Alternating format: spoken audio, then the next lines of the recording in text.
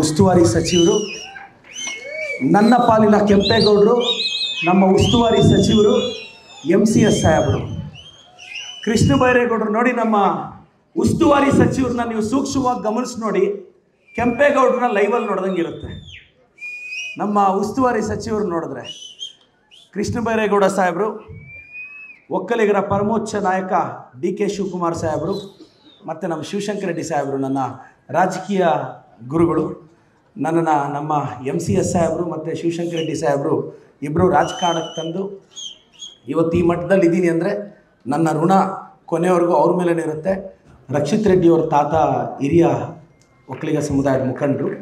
ಅವ್ರ ತಾತ ಅವರು ಹೊಸಡ್ಯಾಗೆ ಶಾಲೆಗೆ ಜಾಗ ಬೇಕು ಅಂದರೆ ಸ್ವಂತ ಜಾಗ 10 ಎಕರೆ ಬರೆದು ಕೊಟ್ಟವರು.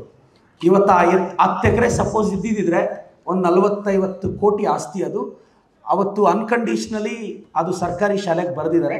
ಅವ್ರ ತಾತನವರ ಕಾಂಟ್ರಿಬ್ಯೂಷನ್ನ ಸ್ಮರಿಸ್ತೇನೆ. ಸರ್, ಎಲ್ಲ ಒಕ್ಕಲಿಗ ಸಮುದಾಯದ ಮುಖಂಡರು ಹಿರಿಯರಿದ್ದೀರ, ಸ್ವಾಮೀಜಿ, ನಿಮ್ಮೆಲ್ಲರ ಆಶೀರ್ವಾದ ನನ್ನ ಮೇಲೆ ಸದಾ ಇರಬೇಕು. ನಾನು ನಮ್ಮೂರಿಗೆ ನಮ್ಮ ಶಾಸಕ ಅಂತ ಒಂದು ಕಾರ್ಯಕ್ರಮಕ್ಕೆ ಹೋಗಿದ್ದೆ ಸರ್. ನಮ್ಮೂರಿಗೆ ನಮ್ಮ ಶಾಸಕರು ಅಂತ ಒಂದು ಕಾರ್ಯಕ್ರಮಕ್ಕೆ ಹೋದಾಗ ಗೊಲ್ಲಳ್ಳಿ ಪಂಚಾಯತಿಯಲ್ಲಿ ಇಟ್ಟುಮಡು ಅಂತ ಒಂದು ಹಳ್ಳಿಗೆ ಹೋದೆ ಸರ್.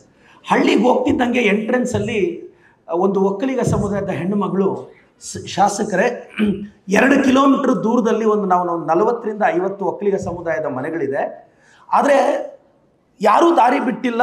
ಜಸ್ಟ್ ಒಂದು 2 ಅಡಿ ದಾರಿ ಇದ್ದರೆ ಹೆಚ್ಚೆಚ್ಚು, ನೀವು ದಾರಿ ಮಾಡಿಕೊಡ್ಲೇಬೇಕು, ಇಲ್ಲ ಅಂದರೆ ನಾನು ನಿಮ್ಮನ್ನು ಕಳಿಸೋದೇ ಇಲ್ಲ ಅಂತ ಹಠಕ್ಕೆ ಬಿದ್ದರು. ನಾನು ಅವತ್ತು ಕೂತು 45 ಸರಿಸುಮಾರು ಮನೆಗಳು, ಅಂದರೆ ತೋಟಗಳು, ಆದರೆ ಯಾರೂ ದಾರಿ ಬಿಡೋಕ್ಕೆ ಒಪ್ತಿರಲಿಲ್ಲ. ಚಿಕ್ಕ ಪುಟ್ಟ ಭಿನ್ನಾಭಿಪ್ರಾಯಗಳು. ಸತತವಾಗಿ 2 ದಿನಗಳ ಕಾಲ 5-6 ಜನನ ಮನವೊಲಿಸಿ ಒಪ್ಪಿಸಿ ಇವತ್ತು 2 ಕಿಲೋಮೀಟ್ರ್ ಹೊತ್ಕೊಂಡ್ಬರ್ಬೇಕಾಗಿತ್ತು ಏನಾದರೂ, ಅಂದರೆ 2 ವೀಲರ್ ಹೋಗೋಕ್ಕೂ ಕಷ್ಟ ಆಗ್ತಿತ್ತು.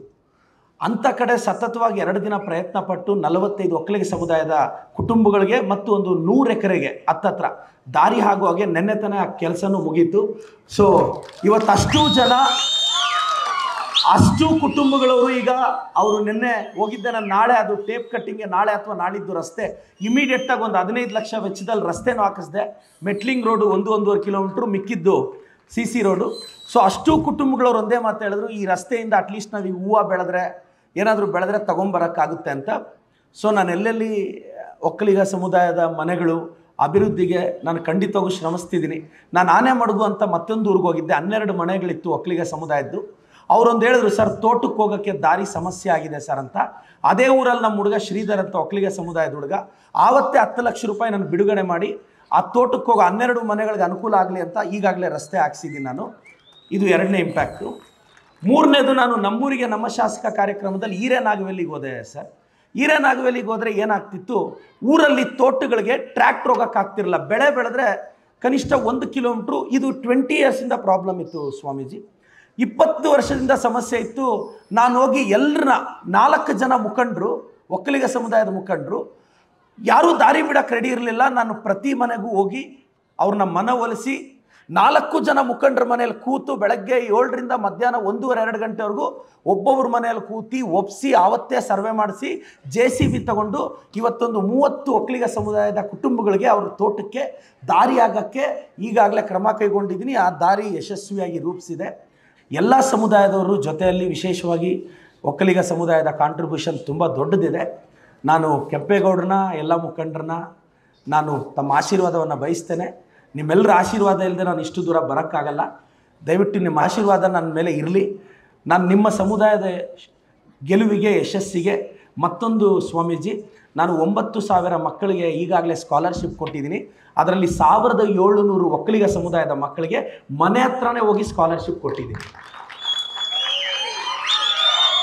ಅಂಗರೇಟ್ನಹಳ್ಳಿ ಪಂಚಾಯಿತಿ, ಈ ಕಡೆ ಕಸಬಾ ಅಲ್ಲಿ 700-800 ಹೆಚ್ಚು ವಿದ್ಯಾರ್ಥಿಗಳಿಗೆ ಮನೆ ಬಳಿ ಹೋಗಿ ಸ್ಕಾಲರ್ಶಿಪ್ ಕೊಟ್ಟಿದ್ದೀನಿ.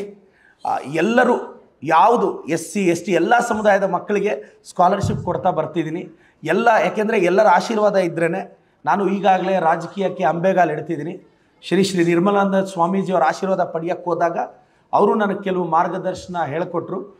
ಹೀಗೆ ನಡೆಸ್ಕೊಂಡು ಹೋಗ್ಬೇಕು, ಹೀಗೆ ನಡಿಬೇಕು ಅಂತ. ಮತ್ತು ನನ್ನ ಜಿಲ್ಲಾ ಉಸ್ತುವಾರಿ ಸಚಿವರು ಸದಾ ನನಗೆ ಮಾರ್ಗದರ್ಶನ ಹೇಳ್ತಿರ್ತಾರೆ. ನಾನೆಲ್ಲರೂ ವಿಶ್ವಾಸಕ್ಕೆ ತಗೊಂಡು, ನನಗೆ ಭಾಳಷ್ಟು ಜನ ಶ್ರಮಿಸಿದ್ದಾರೆ. ನಮ್ಮ ನಂದಿ ಆಂಜನಪ್ಪಣ್ಣವರು ನನ್ನ ಗೆಲುವಿಗೆ ಶ್ರಮಿಸಿದ್ದಾರೆ. ನಾನು ಅವ್ರನ್ನೂ ಈ ಸಂದರ್ಭದಲ್ಲಿ ಸ್ಮರಿಸ್ತೇನೆ. ಭಾಳಷ್ಟು ಜನ ಹಿರಿಯ ಮುಖಂಡರು ನನ್ನ ಗೆಲುವಿಗೆ ತುಂಬ ಕಷ್ಟಪಟ್ಟಿದ್ದಾರೆ, ಅವರಿಗೆಲ್ಲ ಸ್ಮರಿಸ್ತಾ ನಾನು DC ಅವ್ರಿಗೊಂದು ಪುಟ್ಟ ಮನವಿ ಇದೆ ಸರ್. ನಾವು ಈಗಾಗಲೇ ಒಂದು ಪತ್ರ ಬರೆದಿದ್ದೀವಿ ನಿಮಗೆ, ನಾನು ಮಿನಿಸ್ಟ್ರಿ ಸರು.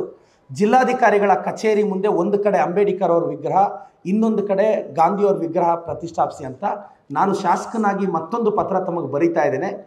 ಜಿಲ್ಲಾಧಿಕಾರಿಗಳ ಕಚೇರಿ ಬಳಿ ಕೆಂಪೇಗೌಡರದೊಂದು ವಿಗ್ರಹ, ವಾಲ್ಮೀಕಿಯವ್ರದ್ದೊಂದು ವಿಗ್ರಹ ಪ್ರತಿಷ್ಠಾಪಿಸಬೇಕು ಅಂತ. ಯಾಕೆಂದರೆ ಒಕ್ಕಲಿಗ ಸಮುದಾಯ, ವಾಲ್ಮೀಕಿ ಸಮುದಾಯ ಅತಿ ಹೆಚ್ಚು ಇದೆ ನನ್ನ ಕ್ಷೇತ್ರದಲ್ಲಿ.